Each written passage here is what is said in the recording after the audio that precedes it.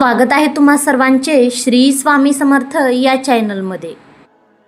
आज आपण जाणून घेणार आहोत हिंदू धर्मातील एका अत्यंत महत्त्वाच्या आणि पवित्र महिन्याविषयी।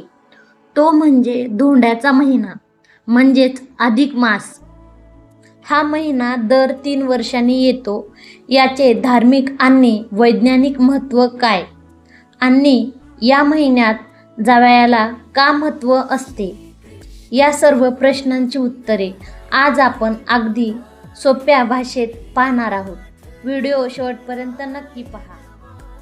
हिंदू पंचांगानुसार दर 3 वर्षांनी वर्षात जो एक अतिरिक्त महिना जोडला जातो त्यालाच आपण अधिक मास, धोंड्याचा महिना किंवा पुरुषोत्तम मास म्हणतो। शास्त्रानुसार याला अधिक मास म्हटले गेले तरी महाराष्ट्रात आणि ग्रामीण भागात याला प्रेमाने धोंड्याचा महिना म्हणूनच ओळखले जाते।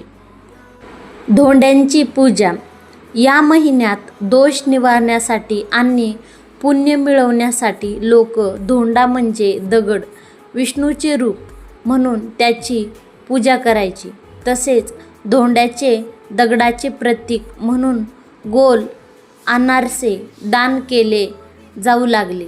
यावरूनच याला धोंड्याचा महिना हे नाव पडले। पौराणिक कथेनुसार प्रत्येक महिन्याचा एक स्वामी देवता असतो, पण अधिक महिन्याचा कोणीही स्वामी नव्हता। त्यामुळे या महिन्याला अशुभ मानले जात होते। भगवान विष्णूचा वरदान। तेव्हा हा महिना भगवान विष्णूंकडे गेला।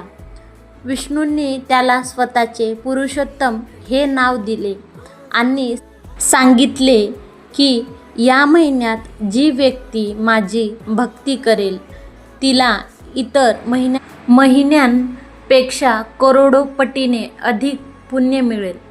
तेव्हापासून याला पुरुषोत्तम मास म्हटले जाते।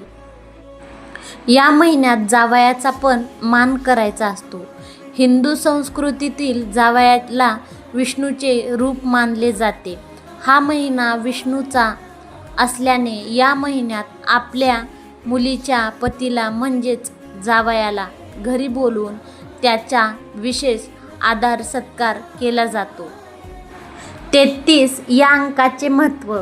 हिंदू धर्मात 33 कोटी देवता मानल्या जातात। अधिक महिन्यातील 33 दिवसांचे प्रतीक म्हणून जावयाला चांदीच्या किंवा तांब्याच्या ताटात 33 अनारसे किंवा धोंडे ठेवून वाण दिले जाते। सोबत दिवा ठेवून जावयाला ओवाळले जाते। त्यामुळे कुटुंबाला सुख समृद्धी लाभते अशी श्रद्धा आहे। आता जाणून घेऊयात या महिन्यात काय करावे आणि काय करू नये। भगवान विष्णू आणि श्रीकृष्णांचे नामस्मरण, पूजा, ग्रंथ वाचन करावे। दानधर्माला या महिन्यात खूप महत्त्व आहे। गरीब आणि गरजूंना अन्न, वस्त्र दान करावे। काय करू नये? वर्ज्य गोष्टी। हा महिना केवळ भक्तीसाठी असल्याने यात नवीन गृहप्रवेश, लग्न, मुंज किंवा नवीन मालमत्ता यांसारखी मंगल कार्य केली जात नाहीत। तर मित्रांनो, अशी आहे पवित्र धोंड्याच्या महिन्याची पारंपरिक। जर व्हिडिओ आवडला असेल तर व्हिडिओला लाईक करा, तुमच्या मित्रपरिवारासोबत शेअर करा आणि अशाच नवनवीन माहितीसाठी आपल्या चॅनल